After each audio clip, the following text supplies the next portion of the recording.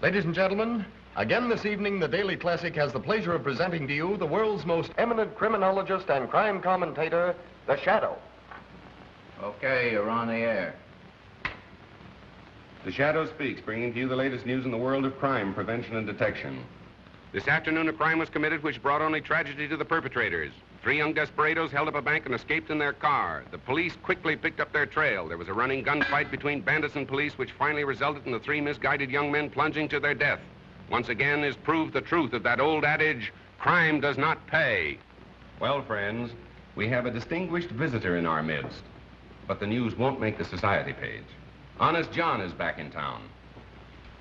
Honest John is one of the last of our old-time safecrackers. So if your strong box blows up with a loud bang, don't think it's the 4th of July. It may be old John celebrating his release from what he probably calls the big house or stir. Let us hope that the police commissioner Weston, whom we hear never misses one of our broadcasts, will keep an eye on Honest John. Hi there, Commissioner. Memorandum to Detective Bureau. Check on Honest John. Yes, Commissioner. Ladies, here's a little incident which proves that silence is really golden. Last night, bandits entered George Ward's furniture store. Mrs. Ward was alone in the place. The good lady was so frightened she couldn't talk. At least that's what the bandits... It's too bad something don't scare him so bad that he can't talk. There ought to be a law against guys like him shooting their mouth off within the city limits. But still, Mrs. Ward refused to say a word. At the point of a gun, they took from the cash register a $1 bill and 1 thin dime. The moment they'd gone, Mrs. Ward calmly removed a $100 bill from her mouth. Witnesses took the license number of the car, 3Y-41-37. I'll repeat that, 3Y-41-37. Did you make a note of that? Yes, sir, I did. Last night, young Michael Nolan took his pretty fiancée, Dorothy Walsh, for a drive along the scenic highway overlooking the city. With a bright lover's moon overhead, they stopped to enjoy the view and to romance.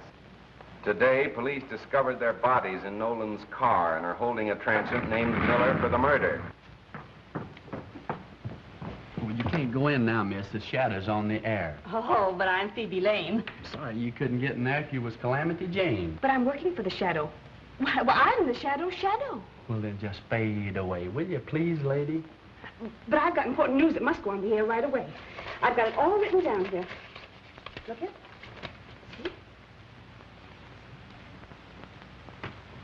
Last night in John Morgan's warehouse, not a creature was stirring, not even the watchman. This is my job. As Robert silently jimmied a window, they were greeted by cries of, "Get out, get out." They did. An hour later, when police stopped to investigate the window, the parrot was still screaming, "Get out, get out." Ladies and gentlemen, there seems to be a slight disturbance in the studio.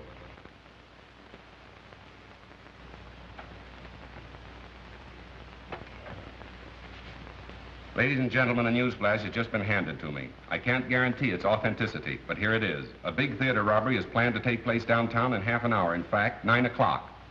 Read the Daily Classic for particulars. And now, the Shadow bids you good night until tomorrow. You didn't give the name of the theater. The police won't know where to go. No, and neither will 10,000 other thrill-hunting sightseers. But hadn't you better phone the police? I don't think you have to worry about that. Good night. Good night. Hello.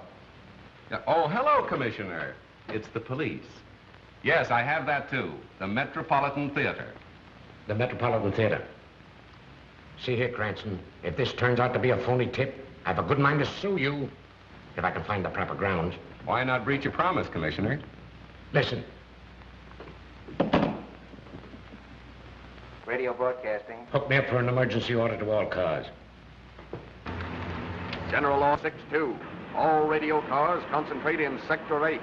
General Order 6-2. All radio cars concentrate in Sector 8. Well, that's us again. Guess you'll have to get along without us, Frank.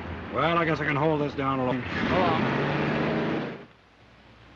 Oh, by the way, Miss Lane, where did you get this tip? From a man. From a man? Well, who was it? Don't you know his name? No, but he had an honest face. Would you mind giving me some little hint about how you met this honest face? Well, there was an automobile accident. And suddenly I remembered I was a reporter for you. So I stopped and asked the people their names and addresses and things. And one man said, "I can't give you my name and address, but I can give you a big story." And he did. That's what I'm afraid of. He said the Metropolitan Theater will be robbed. What time? Goodness, I forgot to ask him that. And you had me put that choice morsel on the air. Well, he was so sincere, and he had such an honest face. Well, you better spend more time awake. How did she get in? Well, I tried to stop her, but she scratched. Well, sir, did you hear that pipe dream I just had on the air? Yeah, where did you get it? A man told her. Told who? Phoebe Lane, the girl you wished on me, the honor student of college journalism. Say, will you get her out of my hair and put her back on the household page where she belongs? Not a chance, Cranston. She says she's all fed up with recipes and household hints. She wants to be a real reporter. Oh, I see. Romance and adventure stuff, huh? Well, Mr. Heath, is she running this newspaper, or are you, sir? Cranston, as long as she happens to be the owner's niece, I'm afraid she can pick any seat she wants for a ride. Oh, it's one of those, is it? Well, there's no law against our making the joyride a little, shall we say, bumpy for her, is there? Not that I know of. Thank you, sir.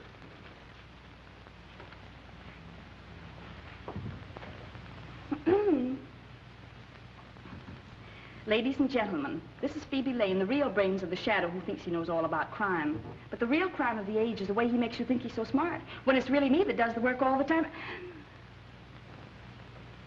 Hello. I didn't see you. That's quite evident.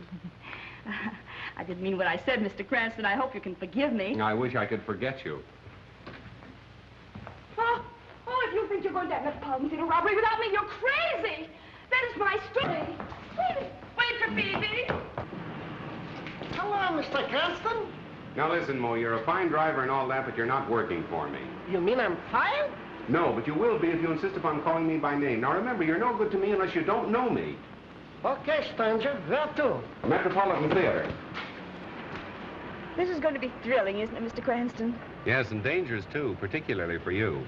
For me? Why? Well, when the crooks start shooting, it seems they pick off the girl first. I never knew that. Oh, a strange quirk in the criminal mind. Nobody seems to understand it. Oh, but I understand it. It's because they realize that the girl is really the smart one. They have to get her first. Miss Lane, why didn't you stick to the baby and biscuit end of the newspaper business instead of hurling yourself into the jaws of death? Because I'm tired of babies and biscuits. I want thrills, adventure, romance. Ah, but the household hint page is the place to find it. The home is the very symbol of romance. Oh, no, it isn't. The nearest I ever came to it was when a cross-eyed washing machine salesman tried to kiss me in a model kitchen. Young lady, you're impossible. Not if the right man comes along.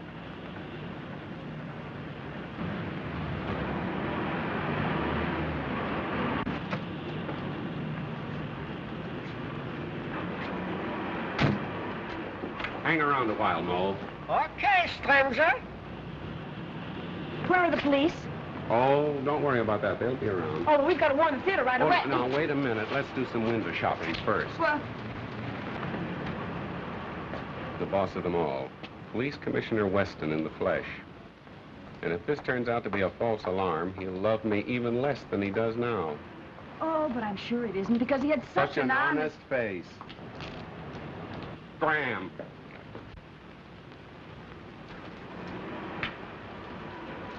Hello, Commissioner. Say, what kind of a song and dance is this? I hope you realize my whole department has been shifted just to take care of this tip-off.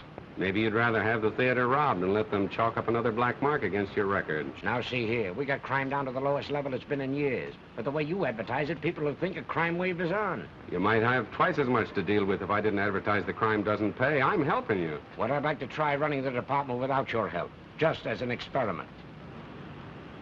It's 9 o'clock. Well, well, well. How time flies.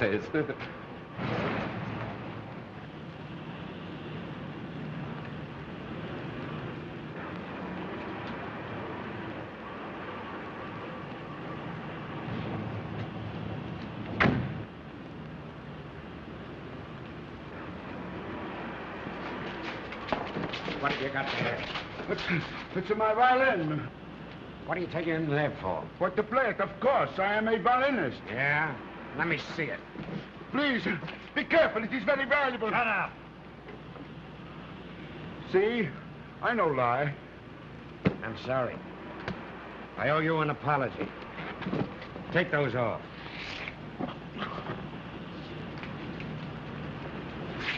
I ought to send you to jail for life for bringing me out on such a wild goose chase. I didn't invite you. You crashed the party. Mr. Cranston, I consider you public nuisance number 1. Good. I like to be first in everything, Mr. Weston. I gotta phone the paper. Hello, Heath. Cranston speaking. That robbery tip was just a gag to get the radio cars off their regular runs.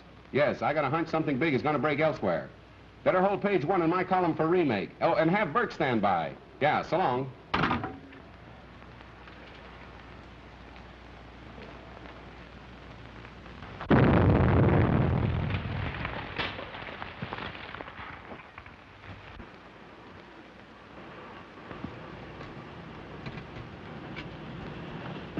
Give me the captain. McCabe reporting, sir. Explosion in 93 Madeira Drive. Yes, sir.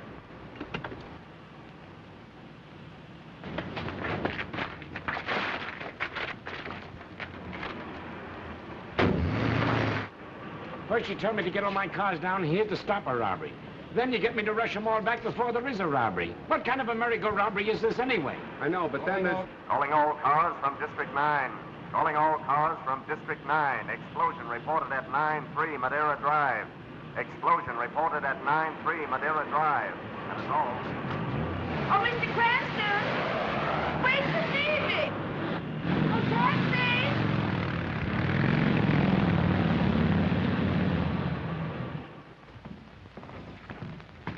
Mr. Cranston, kindly keep your fingerprints to yourself. Riley, take the door. Have you searched the house? Yes, there's no one else here. What, no servants? Servants have a day off every week. Or haven't you heard? Well, in a house of this size, there's always someone on duty. Well, I want any information from you, I'll ask for it. That's fine. I've got to phone the paper anyway. Frank, is there a phone still working? In there. Thanks.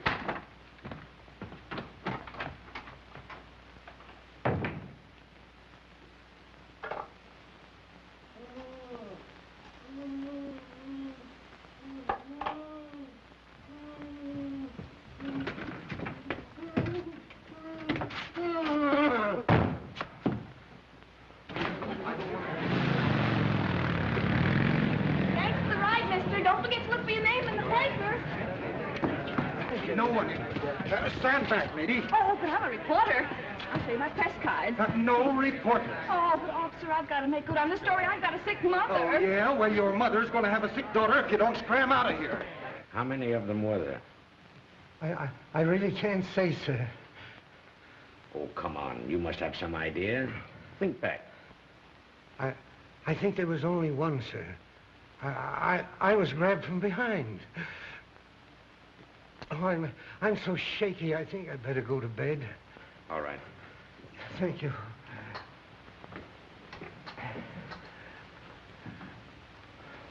Stay with him, Tom. We're wasting time here. Get your men out and bring in the man who did this job. An old-time safe blower who just got into town. His name is, Honest John? Honest John. Bring him in and we'll charge him with robbery and homicide. The motive of the crime wasn't robbery. How can you look at that safe and say the motive wasn't robbery? Don't you know that man's watch and wallet are gone? If it wasn't robbery, what was it? Murder.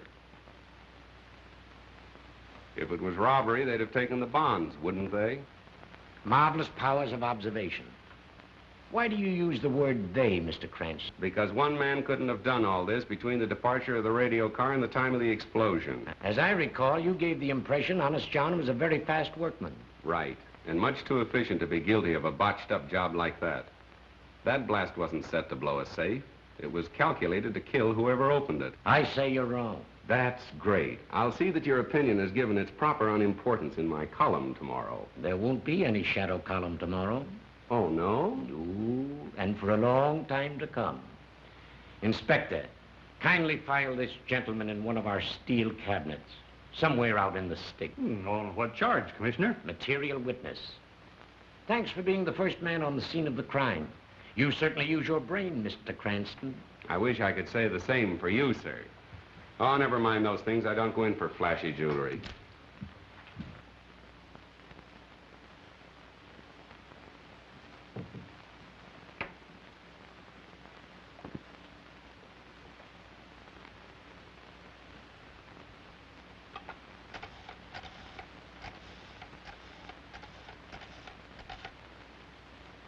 Hello? Give me the desk, sweetheart. Burke speaking. New lead off for Shadow Column. He says Weston all wet with robbery theory on Morton case. Says it's murder using robbery as a cover-up. Honest John? Nah. He's just as innocent as a new laid cornerstone. Oh, yeah, say, Cranston's been pinched. Yeah, held as material witness. On the way now to some hick-town hoosgow. Oh, sure, right on my toes. Well, so long, pumpkin puss.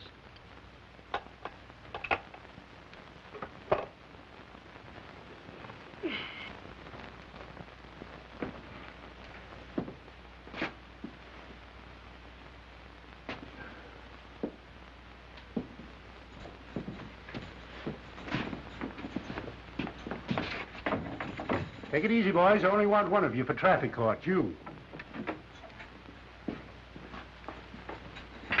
Say, officer, I'm sure the judge wants to see me first. Go on back and sit down. I know who to let out and who not to. But I've got to get a message to my folks. Now, if you help me out, I'll take care of you. Take care of me? I'm taking care of you. Come on, get out of here.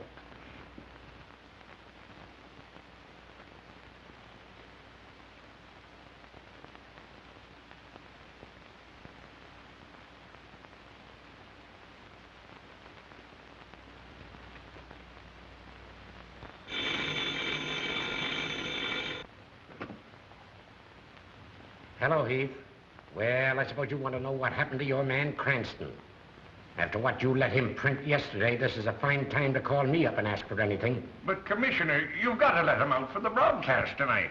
Why, thousands of people are waiting. To hear what else he has to say about the stupidness of the police department, huh? Well, let him wait. And furthermore, unless he changes his tune and lines up on our side, I'm going to cut off all police news from your paper. But the news is public property. You can't... Keep your men away from the records? Of course not. They can have the same access as other citizens. And I'd like to see you get out a newspaper on that. All right, Commissioner. Anything you say. But you've got to let the Shadow out in time for his broadcast tonight. We can't disappoint the public. Can't disappoint the public, eh? Well, we can't mislead them either. Goodbye. But... we must have got cut off. Say, what are you in for? Nothing. You mean you've done nothing? Absolutely nothing. They're holding me without charge. Oh, well, now that sounds scrumptious. That's the greatest. I never heard such a thing in my life. They can't do that to you. Hey, jailer! Pardon me. Hey, jailer. Keep your shirt on. I'm taking you out right now. Me? I don't want to go out. I've got a right to stay here. This is the man who wants to go out. Listen, tell that to the judge, and he'll take care of your friend and you, too. Oh, don't you worry, everything's coming out. Now, wait a minute. Don't handle me so rough. Oh, don't worry, everything's coming out all right. Goodbye, old boy. I'll see you soon. I'll see you some more. Good luck. Have a good time. Just a minute. Wait. I'll just be listening. Everybody gets out but me.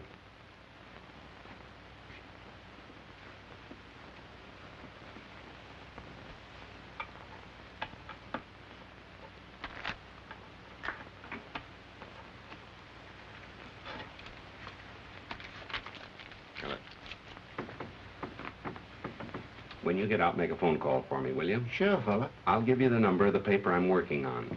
You call them. Come on, you. Yes, sir. I don't mean you, I mean you. Me? Yes, you. Yeah, your girlfriend's here with a habeas corpus, and that lets you out. Oh, good luck, pal.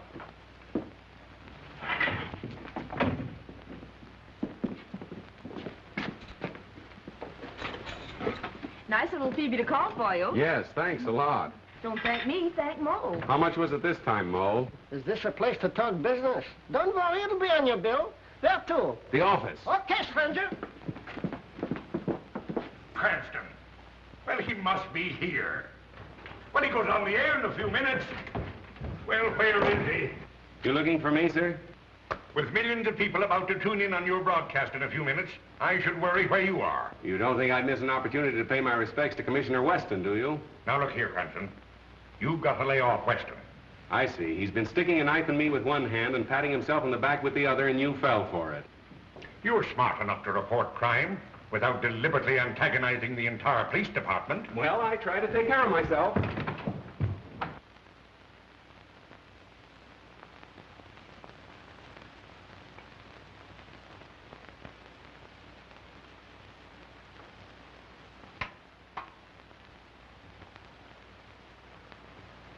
Good evening, friends. Yes, it's your old shadow man, and after languishing in one of Commissioner Weston's small-town jugs, the shadow is just a shadow of his former self. Now we'll get down to the Gerald Morton case and the reported difference of opinion between the shadow and his other shadow, Police Commissioner Weston. Friends, I am now of the opinion that our efficient police department, under the able guidance of the Commissioner,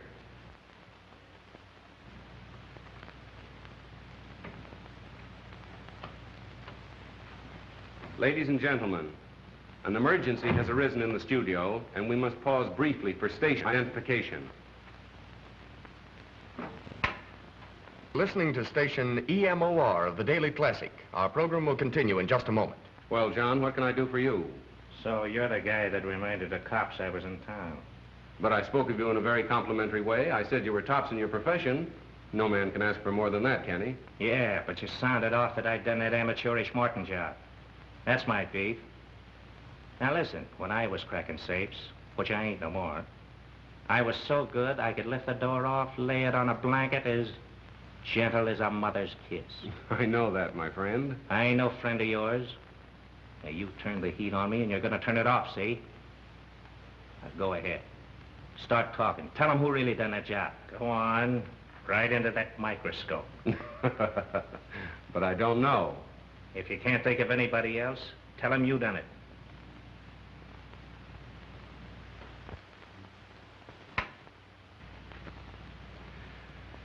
My friends, now that I have the situation in the studio absolutely under control, we can resume our discussion of the Morton murder mystery. Why was Gerald Morton murdered? He is said to have been a good man, a charitable and benevolent man, a man without enemies. But although Mr. Morton's character seemed almost too good to be true, other men, supposedly paragons of virtue, have met violent ends, and investigation has developed some extremely unsavory facts. If my own investigation should develop a hidden side of Mr. Morton's life, I shall tell you all about it tomorrow. Well, what about me? I can now inform the police commissioner that Honest John is absolutely innocent of the explosion which caused the death of Gerald Morton. As a matter of fact, John, that job wasn't up to your usual professional standards, was it? No, I done better than that when I was still wearing short pants. Surely. Now, I ain't squawking about the cops pinning a murder on me, but when they tries to hang an amateurish job like that Morton blow up on me, I resents it, see? Naturally, naturally. I'll get him. Take a general order. Effective immediately. There you are, ladies and gentlemen. You've just had the pleasure of hearing Honest John in person. You mean I was on the air? You were, John, and thank you.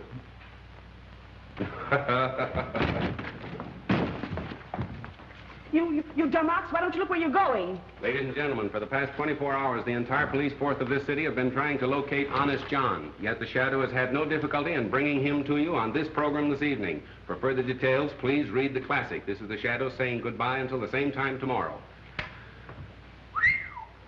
Here's everything ever published on Gerald Morton. Now, let's get busy. No, well, let's not.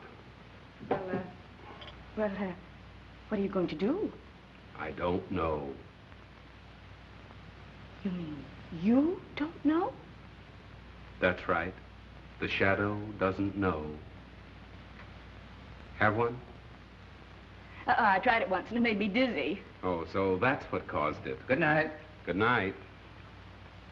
This case is getting to be a bore. Why don't you hurry and make something happen? Miss Lane, when lightning is about to strike, one doesn't try to hurry it. Well, nice going, Cranston. You fixed things up just dandy. Now Weston has shut down on all police news, all fire news, and all hospital news. From now on, it's no news for us. Splendid. No news is good news, they say. And that Honest John gag. What is the idea of staging that stunt with a dumb stooge? Mr. Heath, that was no stooge. That was Honest John himself with a gun at my head. You mean the man that just went out? Miss Lane wants excitement, but doesn't know it when she bumps into it. I don't care if this does make me dizzy.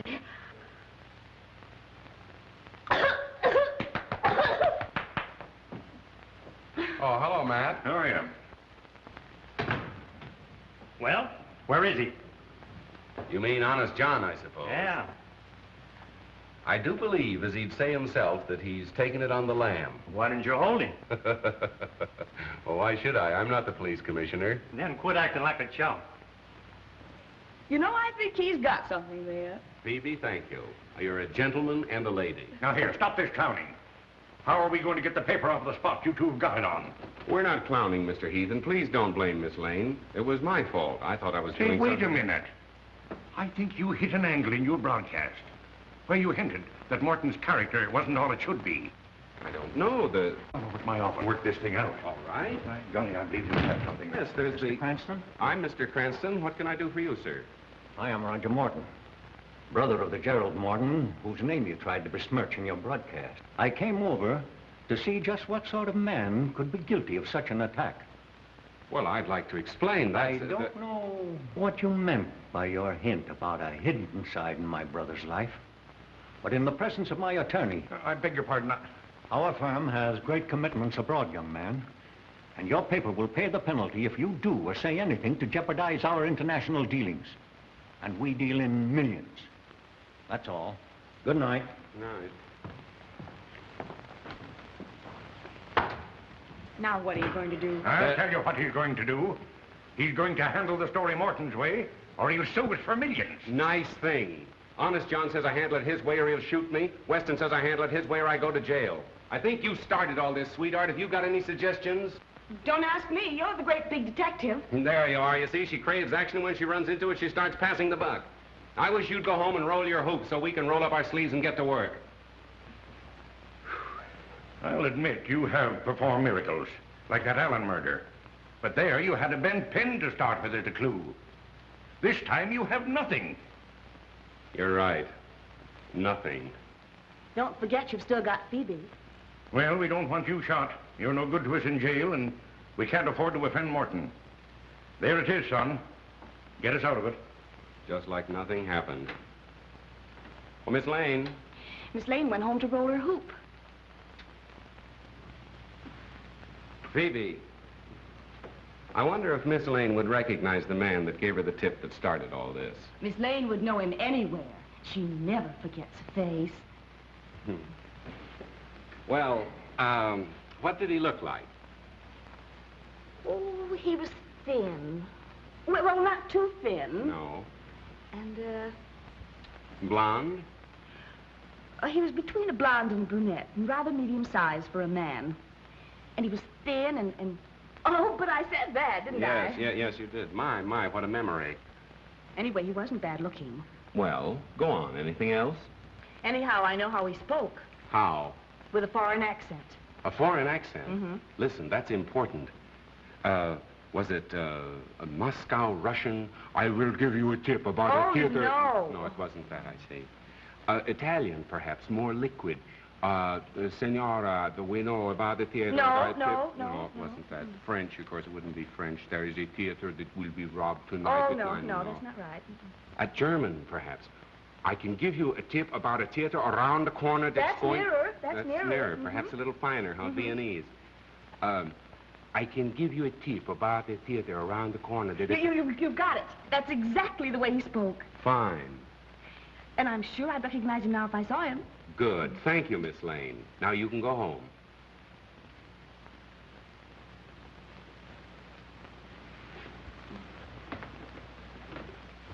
Oh, wait a minute. Let me finish before you go away mad. Go home, put on your nicest dinner dress, and I shall call for you between 9:30 and 10 o'clock. You mean I'm going to be wined and dined for remembering his accent? No, sweetheart. The idea is to find the man. I don't get it. When you want to find an American, you go where he works. When you want to find a foreigner, you go where he dines. My, but you're clever. Let me see now. Should I wear black or blue, or You'll should I wear black and blue if you don't hurry. Scram, sister.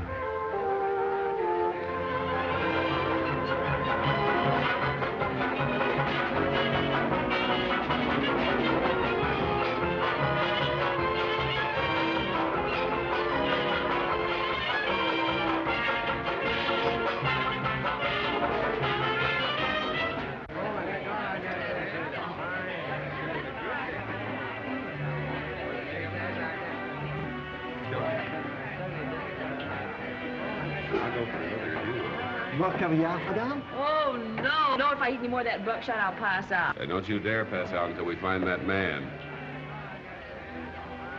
Buckshot?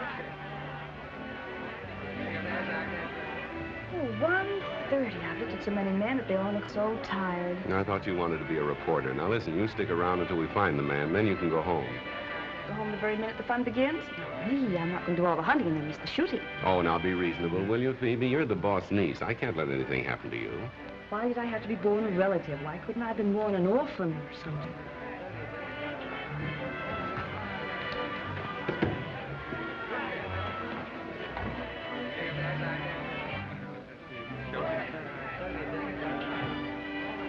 What?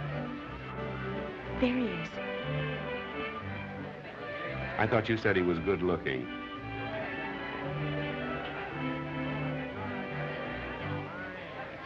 Are you sure that's the man? Positive. I'm sorry, sweetheart. You'll have to scram.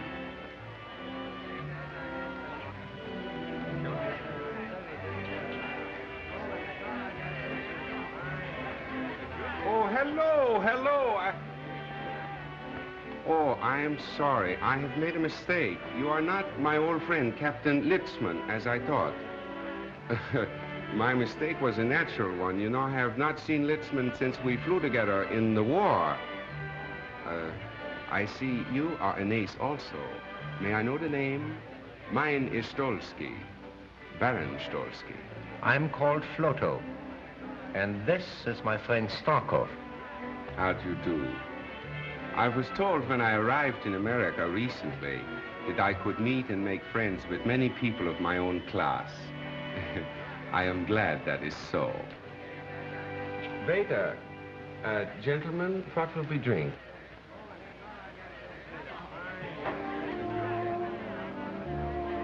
Lassor 26. And make sure it is 26, please. Très bien, monsieur. Hello, darling. Well, aren't you going to introduce me, precious? After all, I am your wife, you know. Or do you? Oh, yes. Forgive me. Baroness Stolsky. May I present Mr. Floto, Mr. Starkov, my new friend. How do you do? How do you do? Thank you very much. For a recent arrival in America, as I say over here, you must be a fast worker to have married so charming a girl so soon. Well, it was a whirlwind courtship. We met on Wednesday, I proposed on Thursday, and well, we were married on the Statue of Liberty. You met her through her newspaper work? Newspaper work? Yes. You're a reporter for the Daily Classic, are you not? Why, no, there must be some mistake. Why, I'm just not clever enough to be a reporter, am I, darling? No, darling. Pardon my mistake. America is a land of women so beautiful. They all look alike. Sorry, monsieur, cannot save you. The bar is closed. It's after closing hours. Oh, that's too bad. I had counted on talking over old times with you. But my apartment is never closed. Come, we'll go and have a drink and chat before we break up. I'm afraid we cannot join you. You know, the Baroness never keeps late hours. Oh, but one evening won't matter, darling. We'd be delighted to go. Come on, dear.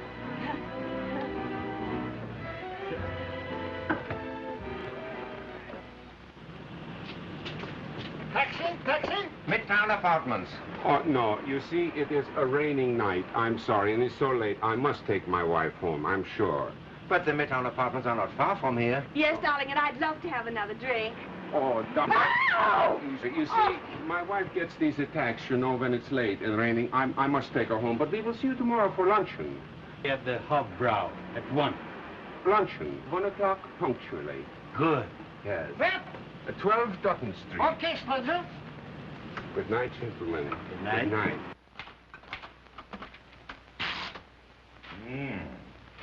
You ought to let this coffee write your column. It's strong enough. Good strong coffee for a strong, silent man. How's this? The Shadow says that his statements over the air yesterday regarding the character of Mr. Gerald Morton were unjustified, and those statements are hereby withdrawn with due apologies to Mr. Morton's family. Yeah, but you'll have to apologize to Commissioner Weston. Let's not go overboard in our enthusiasm for whitewashing ourselves. But you've got to square the paper with Weston. Tell how it happened. Describe the scene. You at the mic and Honest John with the gun. I was afraid you'd be expecting that, so I wrote it last night. But I don't like it. My apologies to Commissioner Weston. Perhaps he's right in his belief that Honest John is the... My statement on the air that the man was innocent was made while John himself was holding a gun at my head. And I hope that the Commissioner, with his usual fair-mindedness, will restore the classic favor. Great. Now Morton can't sue us. And the Commissioner will have to restore our news. Oh, I spend years building up a reputation as a crime expert, then have to expose myself as a stuffed shirt that gets kicked around by the police department. Well, look here, son. If you're so keen about that reputation of yours, why don't you solve this case?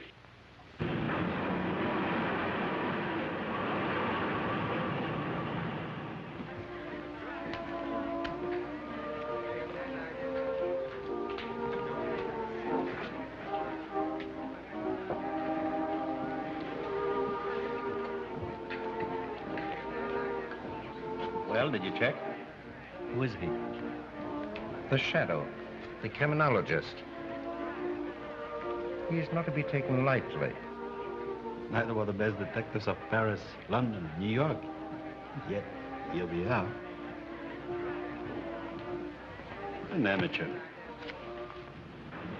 Well, Mr. Cranston, how are you feeling this morning? Now listen, Mo, for the last time. If you ever call me by name again or recognize me or even speak to me before you're spoken to... I'm fired. That's right. Okay, stranger.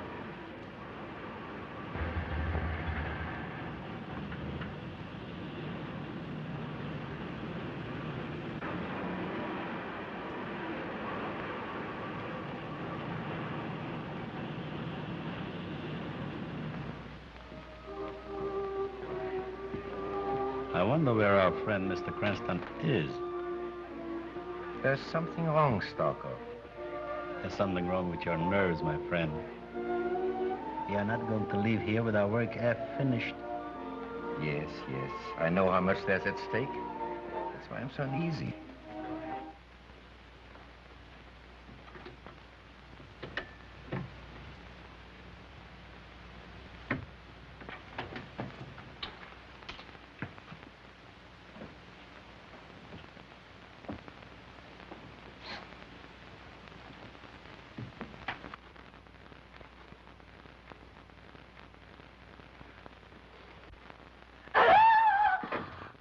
That's right. Tell everybody we're here.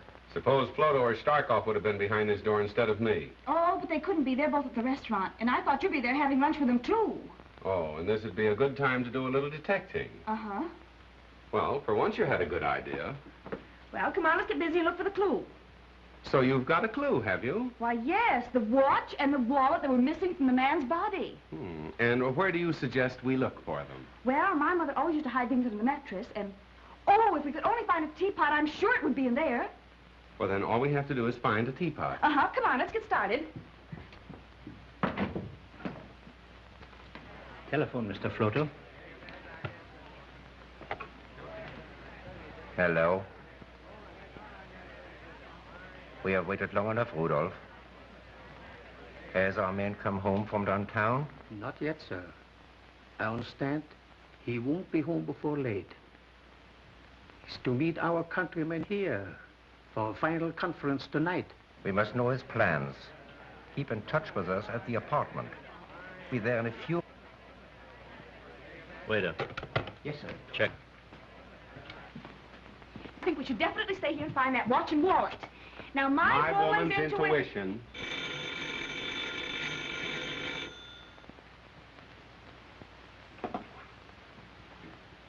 Hello? This is Floto. The master has just gotten home. Early in the afternoon will occur an opportunity when he's gone. Shh, no more. Someone is coming. I call you back. What's happened? Just a minute. Operator, can you trace that last call to this number, please? But it's important. Oh, I see. Thank you. Are they going to trace the call? Oh, they can't trace a call on a dial phone. What are we going to do now? Well, wait till he calls back. Till who calls back? The fellow I just talked with.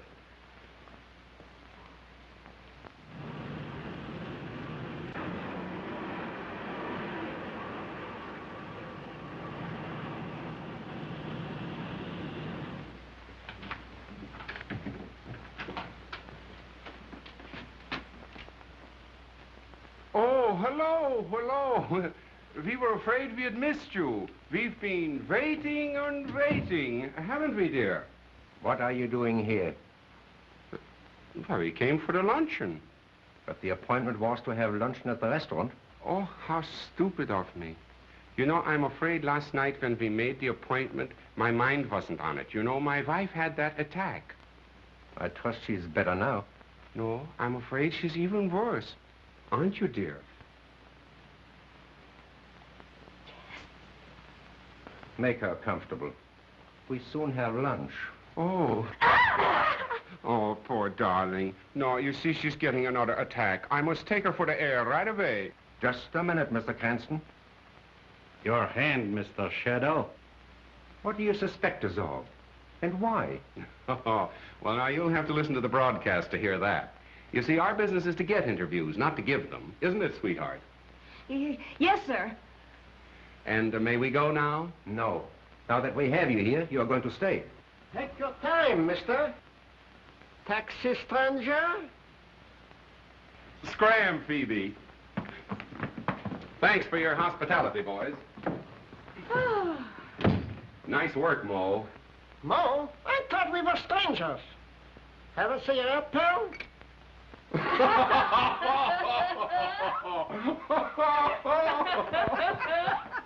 The police. What makes you think so? Because he prefers to work alone. Hello. What's that? That wasn't I.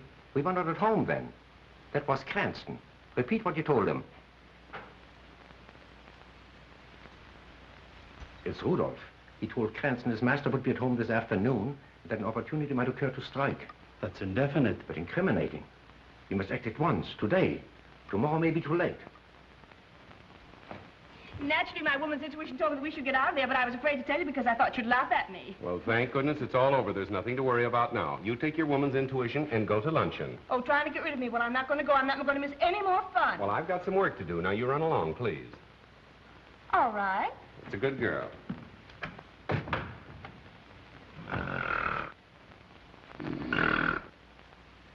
Bert! Bert! Bert! Bert! Come on, get up and get going. Where to? Go to the Midtown Apartments, stake out, watch for two foreigners in a closed car. Phone me as soon as they leave. Okay. And hurry for a change. Okay, Chief. Hello? Oh, yes, Mr. Heath. No, still as much in the dark as ever. Well, those fellas are rather clever. As a matter of fact, they're planning another deal right now. Well, if I knew that, I wouldn't be hanging around here Pardon me. Come in. Oh, hello, Barrow. Sit down. Be right with you. Yes, Heath. No, thanks. I don't need you. What I need is a clairvoyant. Right. So long. I have that Morton information for you. Good. I understand that Gerald Morton's firm was interested in some very big international deals. Was that right? Yes, they still are. I made these notations for you. Their recent underwritings include 10 million Argentine Fords, 28 million Danish refunding 2.5s.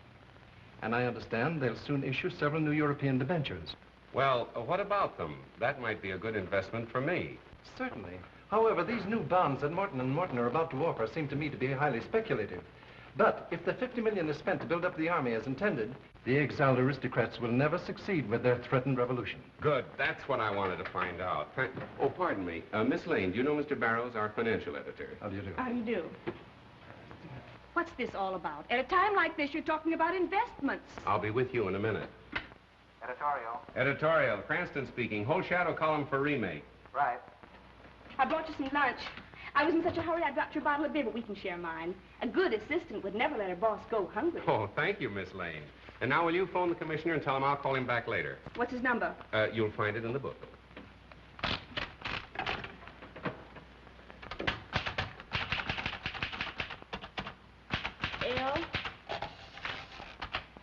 L-A-6 7 2 4 9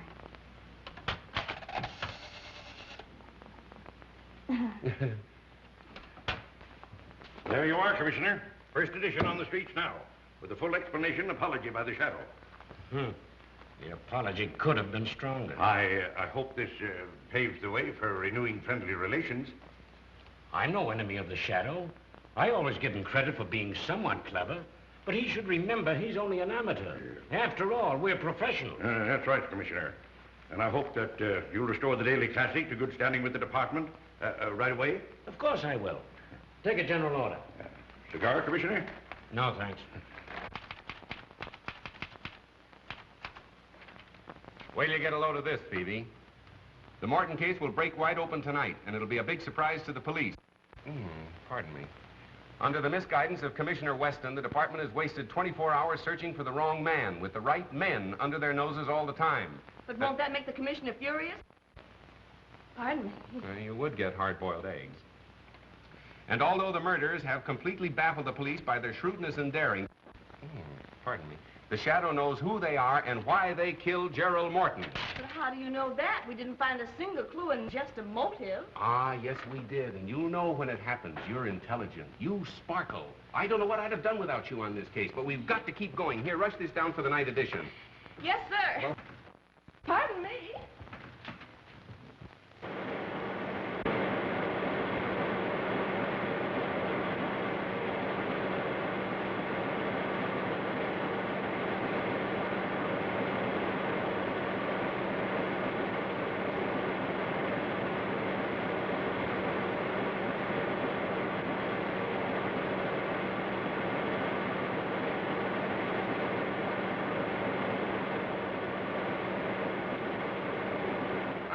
You not to fight Weston. You've ruined the paper with your grandstanding. Even if you have added 100,000 new readers to our circulation. Maybe you're right. Maybe I did pull a boner. I did it to keep the confidence of our readers, to prove that we've tried to expose stupidity wherever it exists. For years, we've been trying to educate them and their children to obey the law. Now, maybe you're willing to undo all the good we've done, but I'm not, Mr. Heath. Well, neither am I. But I've got the paper to think of. Suppose you're wrong in this case. Why, they'll laugh you out of town. What if you don't solve this murder this afternoon? Then I'm through, washed up. No more shadow column and no shadow. But if I'm right and Weston's wrong, he's the one that has to change his tune. He'll have to work hand in hand with me, and between the two of us, there'll be so little crime in this city, it'll be a crime. That's the spirit. Now you're talking. Yes, sir. I makes 4 straight passes right in a row. Then I picks up them dice again, breathes on them, and I said, come on, baby, Papa needs the dough. And right there, the little cop comes along. Oh, man.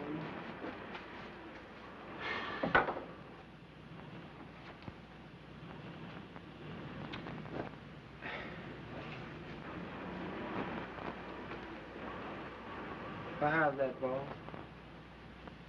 A boss?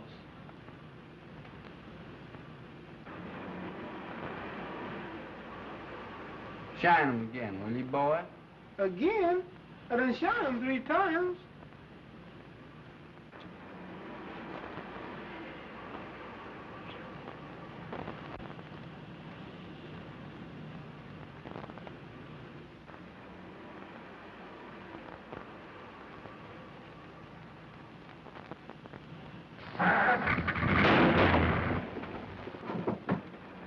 Look out there, boss. You better put that thing away. You don't kill somebody. A boss must shine money. We'll have the usual introduction, and then naturally work out the theme that crime doesn't pay. Answer that, will you please, Miss Lane? Hello? Yes, this is Mr. Cranston's office. Who shall I say wishes to speak to him? I can't hear you. Oh, I'm so sorry. It sounded just like you were yawning. Oh, I know who that is. I'll take it, thanks. Hello, Burke. Yes, what's up? Bag and baggage, huh? Which way did they go, west? Never mind how I knew. Yeah, so long. I've got to run. Now, if you want to help me, you'll stay here and finish those notes. Well, you're just trying to get rid of me. No, not at all, really. If whether or not I go on the air tonight as advertised depends absolutely upon you. Now, you wouldn't let me down, would you, pal? You bet I won't, pal. All right, so long. Hello, Spencer. Hello, 896 Clover Road, and hurry. Okay, Mr. Cranston. Mo, you're fired. I've warned you a dozen times. Yeah, and I warned you once. Get in. You two, in the first break you make, you're driving a dead passenger. I know I did you wrong, John, but I'll square it later. I'm in a hurry now. Let's talk it over some other time. There ain't gonna be any other time for you, buddy. You can't laugh this off. My apologies to Commissioner Weston.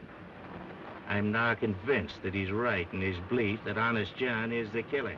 Oh, that's only the first edition. I had to red apple the commissioner. Wait till you read the final edition. This is the final edition for you, buddy. Just a minute. Another move like that, and I'm gonna let you have it right here. I was only reaching for a cigarette. You got a cigarette, driver? I got you covered now, pal. Well, suppose you left the pen, and you want to go straight. You come to town looking for an honest job. What do you get? A bum murder rap hung on you. Do you really want to go straight, John? On my word of honor. Have a cigarette. Well, now go ahead and plug me. Anybody dumb enough to fall for that one's got it covered.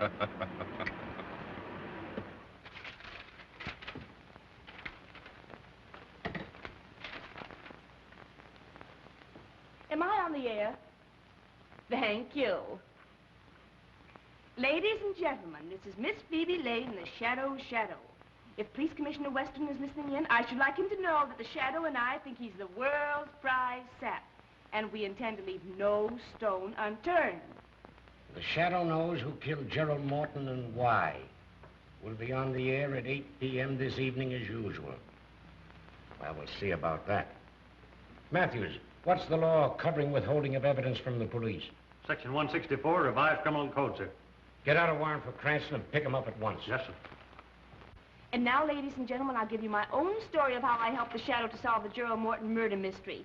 In the first place, Commissioner Weston and his very dumb stooge, Detective Inspector Matthews, were off on a false scent, as usual, and... Keep right on, sister. You were going great. Oh, I'm so sorry. You frightened me so I didn't know what I was saying. I never know what I'm saying when I'm frightened. Do you want to see Mr. Cranston? Yeah, just to say hello. You're not going to arrest him again. Oh, no. Cranston and I are old personal friends. Oh, then I can tell you where he is. He's out in the Morton case. Ah, Morton. Thank you. Be sure to thank Mr. Cranston for me. Well, thank you, Mr. Matthews. I certainly will. And I'm sure he'll thank you. Goodbye. Bye.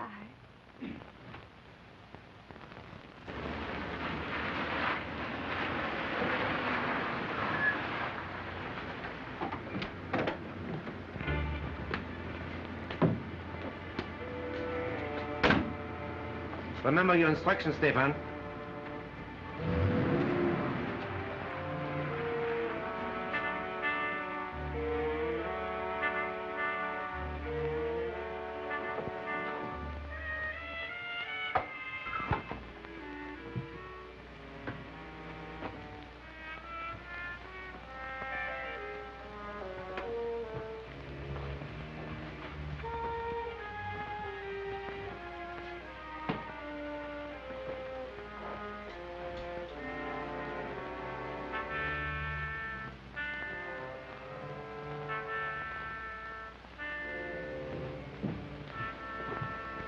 Sorry if I kept you waiting, gentlemen. Our appointment wasn't until later. We are not the men you are expecting, but we are here regarding the same matter. Won't you sit down?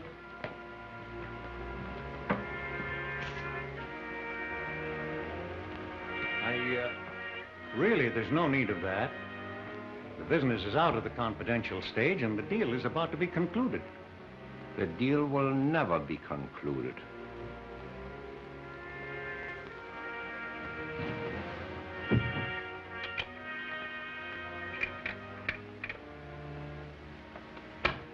You will kindly take out all negotiable bonds and securities and any large amount of money.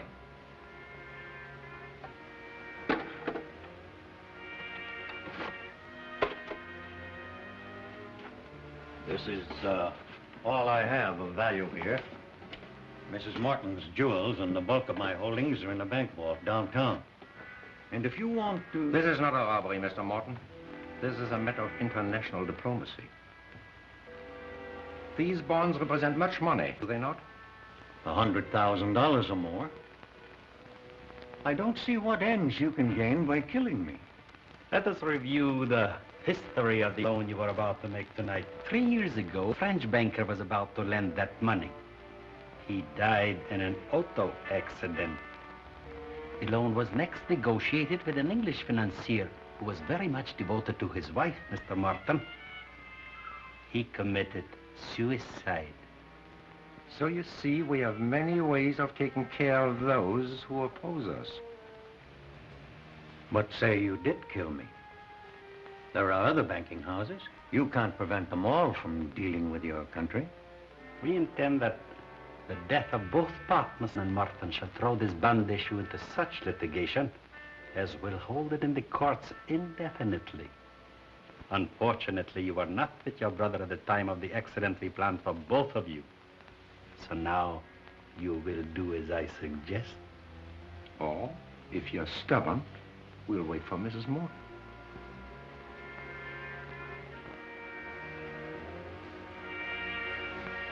What do you want me to write? The death of your brother will make necessary that you account to his estate for your interest in the firm, will it not? Of course. Good. We take these. Your accounts are 100,000 short. You are faced with exposure as a faithless partner, as a thief of your brother's money. You understand? Now you know what to write, Mr. Morton.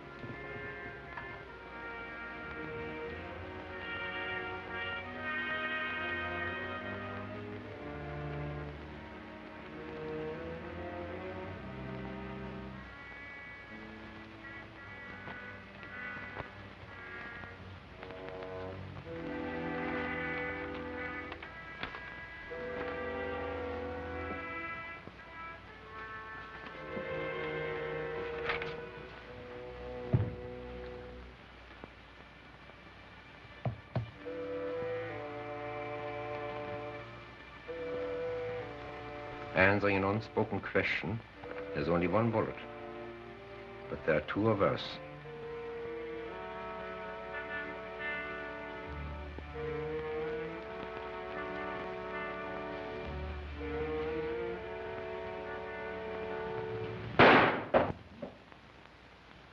Good shot, John. Are you surprised to see me? You won't need this now, Mr. Morton.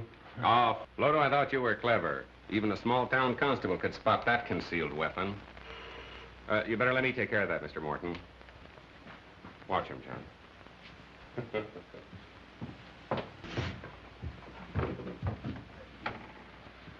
Oh, hello, Matt. Hello. How did you get here? Weston sent me out to pick you up. You're under arrest. What, again? What's the charge this time? Withholding evidence in the Morton case. As usual, the commissioner's late. You!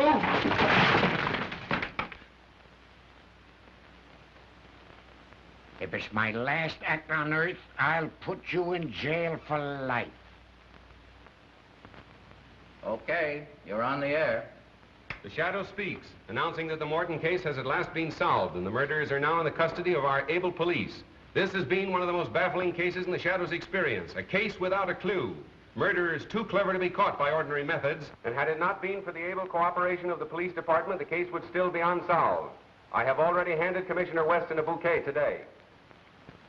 But now I wish to do so publicly, and to compliment him for his shrewdness in causing the killer to think he and his men were following a false clue.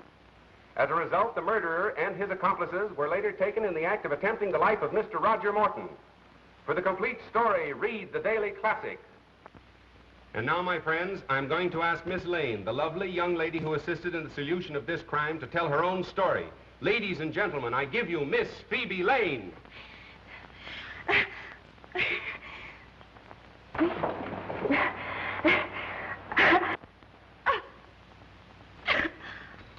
Ladies and gentlemen, there seems to be a great deal of static interference this evening. And anyway, we thank Miss Lane for her very vivid description. The Shadow speaks. Ladies and gentlemen, crime does not pay. The Shadow bids you good night till our next broadcast.